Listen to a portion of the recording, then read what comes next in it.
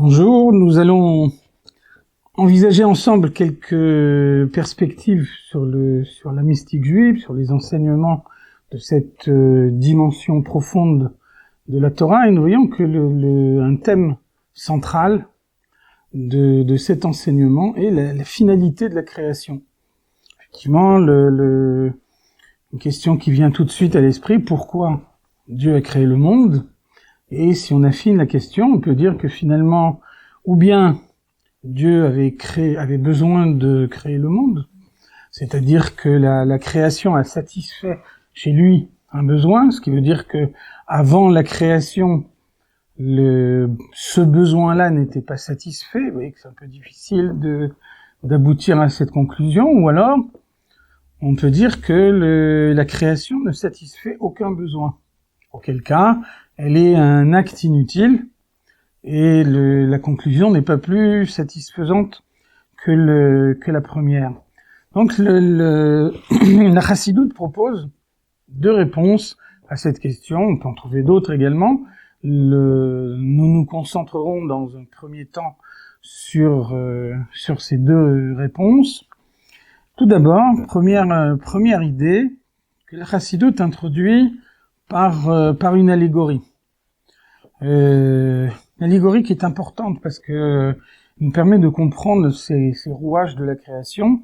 Imaginez un maître qui dispense son enseignement à ses disciples qui sont proches de lui, qui suivent son enseignement depuis plusieurs années déjà, et donc qui sont familiarisés avec cet enseignement, qui sont familiarisés avec les concepts qu'il a déjà développés. Et vous voyez que ce maître pourra enseigner en employant des termes techniques qui auront déjà été expliqués, commentés par ailleurs. Il pourra orienter son exposé de telle façon que toutes les notions préalablement exposées soient considérées comme étant acquises.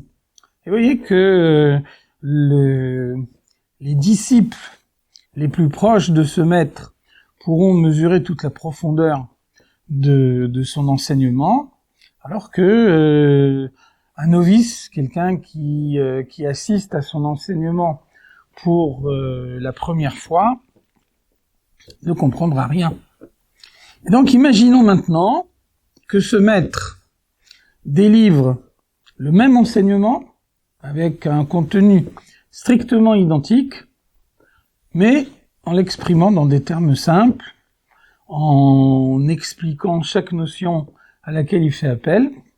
Alors, vous voyez que son enseignement, le contenu de son enseignement n'a en aucune façon été modifié. Le message qu'il délivre est exactement le même, et pourtant, il y a une différence fondamentale, c'est que cet enseignement est perceptible non seulement par ceux qui sont familiarisés à son enseignement, mais également par ceux qui ne le sont absolument pas. Donc vous voyez que avant la création, la spiritualité ne fait pas obstacle à la divinité. Et donc l'idée de la création, c'est d'introduire un novice, d'introduire le monde matériel qui est un obstacle à la révélation de la divinité, et de faire en sorte que ce monde matériel, olam, de la même étymologie que elem, le voile, qui est conçu par nature pour voiler la divinité, puisse non seulement cesser de la voiler, mais même devenir le réceptacle de la divinité. Alors, il s'est rien passé, il n'y a rien de nouveau, le message délivré reste le même. C'est la raison pour laquelle nous disons tous les jours dans la tfila, Atahu ad shelo nivra haolam, Atahu mi shenivra haolam. Tu es resté le même après la création que celui que tu étais avant la création. Néanmoins, il y a ici un véritable fait nouveau, c'est que la matière du monde conçue pour voiler Dieu peut également percevoir sa grandeur, devenir le réceptacle de sa révélation. Et donc, dans les termes de la Kabbalah, la création perçue de cette façon-là représente Shlemut Kochotav, la perfection des forces divines. Créer un obstacle est un moyen de mettre en évidence toute la puissance. On voit bien que lorsque l'eau s'écoule de façon normale, alors la normalité de cet écoulement empêche de dégager toute énergie.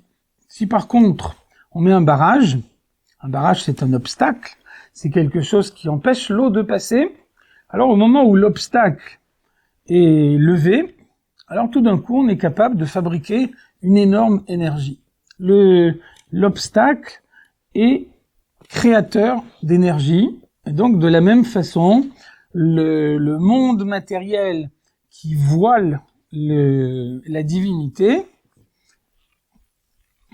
est en fait un moyen de montrer encore plus clairement la perfection de la divinité sans que rien ne soit changé en Dieu.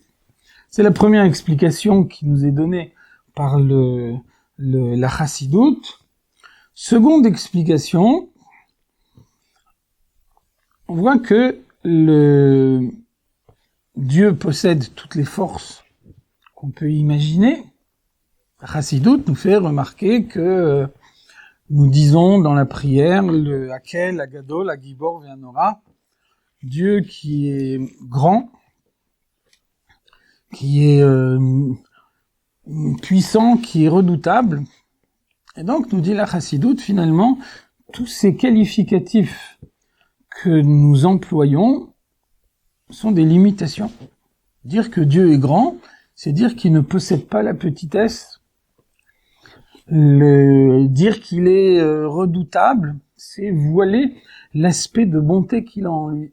Donc, il y a ici un abus de langage qui est utilisé parce qu'il est parlant pour les hommes. Dibra Torah kelashon bnei Adam. La Torah s'exprime dans le langage des hommes, de façon à ce que les hommes puissent la comprendre. Néanmoins, si on envisage les choses dans l'absolu, il y a ici une véritable limitation. Et donc, Dieu transcende la notion de grand et de petit, d'infini et de limité. Et donc, Dieu possède en lui toutes les forces à la fois les forces de l'intellect et les forces de l'émotion. Et on voit que dans les forces de l'intellect et les forces de l'émotion ont un fonctionnement diamétralement opposé. Les forces de l'intellect représentent un circuit interne. On voit bien que l'homme qui médite, l'homme qui essaye de comprendre, s'isole. La présence de quelqu'un d'autre dérange sa réflexion.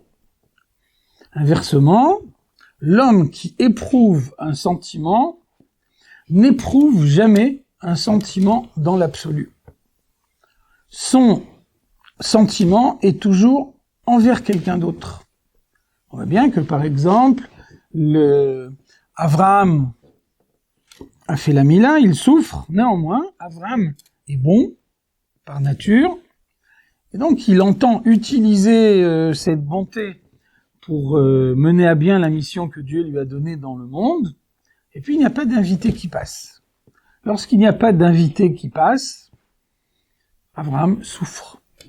Pourtant, nul ne remet en cause sa bonté.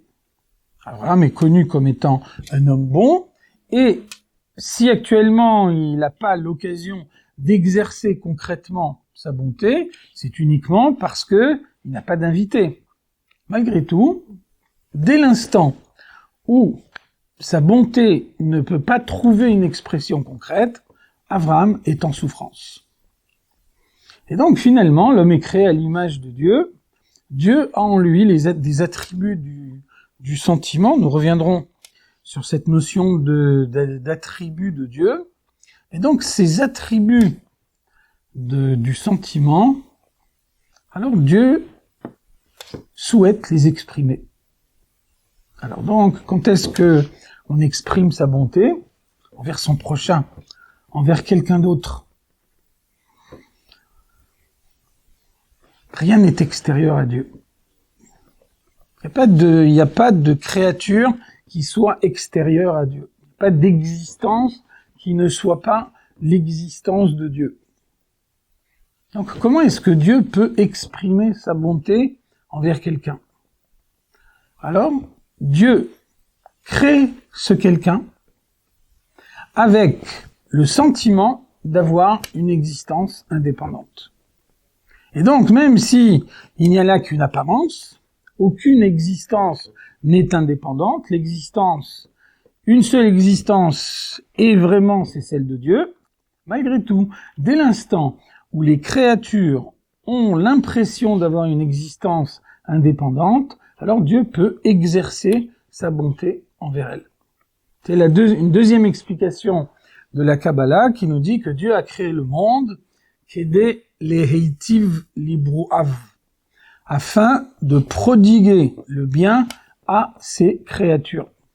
Et donc là encore, il ne s'agit pas d'un besoin de Dieu, il s'agit simplement de la constatation que la bonté, comme tous les autres attributs du sentiment, ont besoin d'une expression concrète, et c'est en l'occurrence le monde, les mondes, la création qui apporte à Dieu la possibilité d'exprimer cet attribut du bien envers ses créatures.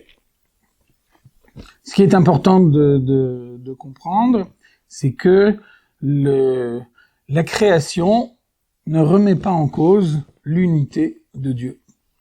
Parce que le monde n'est pas créé de façon indépendante, le monde est créé en étant uniquement une émanation de Dieu. On voit une explication du Ramban au début de son commentaire de la Torah. Le Ramban nous dit, dans toutes les langues du monde, quand on emploie le mot créer, alors ce mot créer peut avoir deux significations totalement opposées. Il y a la création du monde qui est à partir du néant, et puis il y a une création artistique, une création musicale, une peinture. Et on voit que la création musicale existe indépendamment du musicien. Le peintre meurt, mais sa peinture demeure. Pourquoi cela? Parce que la création musicale est en fait uniquement une modification de ce qui préexistait. Les règles de la musique existaient avant que le musicien compose sa musique, et donc il n'a fait que prendre des règles préexistantes et il les a utilisées pour composer une musique nouvelle. Le peintre a pris des couleurs qui existaient déjà au préalable et il les a combinées ensemble pour faire une peinture. Et donc, dans la mesure où il ne s'agit pas d'une véritable création, mais uniquement d'une transformation de l'existant, alors cette création peut avoir une existence indépendante. Inversement, lorsque la création est ex nihilo, à partir du néant, alors la création n'a pas d'existence indépendante, et donc la création suppose une intervention permanente du créateur pour maintenir la création. Sans cette intervention permanente, la création retourne au néant duquel elle émane. Et le Ramban nous dit, en hébreu, dans la Lashon HaKodesh, dans la langue sacrée, nous avons deux termes différents. La création au sens de transformation s'appelle Yetzira, alors que la création à partir du néant s'appelle Bria. La Lashon HaKodesh, la langue sacrée, est la seule langue qui distingue ces deux notions. En tout état de cause, le monde n'a pas d'existence indépendante, le monde est une émanation de Dieu, le monde existe parce que Dieu lui donne l'existence. À tout moment, il pourrait décider de ne plus lui redonner l'existence à l'instant suivant, et à ce moment-là, le monde disparaîtrait comme s'il n'avait jamais existé.